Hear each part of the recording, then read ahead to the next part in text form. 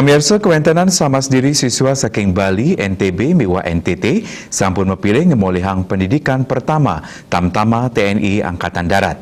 Penyatusan siswa puniki kaabtiang sida becik ngamong tugas sanekaicen saking jajaran TNI Angkatan Darat.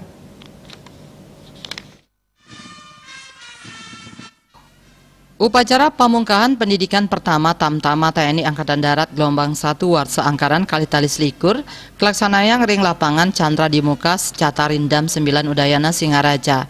Upacara kapimpin oleh Pangdam 9 Udayana Mayor Jenderal TNI Maruli Simanjuntak Saneka Angganin dan Rindam 9 Udayana Kolonel Infantri Joao Xavier Barreto Nunes. Selami 5 bulan penyatusan siswa puniki pacang kadidik tur kesayubin komando pelatih Letkol Bucari miwa sanilianan sane sampun waget ring widang ipun. Pendidikan inucap pina kepahan pawentukan dasar-dasar keprajuritan sane pacang wah kahuripan para siswa mangde saen waget ring sajroning widang militer. Sesampun ngelaksanayan upacara pamungkahan inucap dan Rindam 9 Udayana Kolonel Infantri Joao Xavier Barreto Nunes Nelatarang para prajurit selanturnya nih pacang pewarah Markas Besar Angkatan Darat. Sadurung ngamong tugas penyatusan siswa puniki taler pacang kadidik malih ring pusat pendidikan Suang-Suang sanewenten ring Kesatuan Angkatan Darat.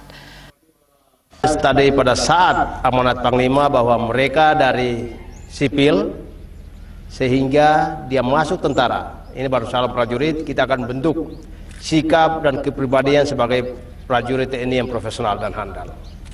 Artinya ini secara berkesinambungan terus akan dilakukan. Jadi latihan secara berkesinambungan, kita akan melatih dia selama 5 bulan di Secata ini, dilanjutkan 3 bulan di Dodikjur atau Dodiklatpur, satuan tempur masing-masing. Kalau yang infanteri akan kita latih lagi 3 bulan di sini, sementara yang dari kecabangan lain akan kita kirimkan ke pusdik masing-masing. Bahwa ini pemuda-pemuda terbaik yang terpilih dari Bali Nusra, dari Bali sendiri di Korem 163, 162 dan 161 yaitu NTT.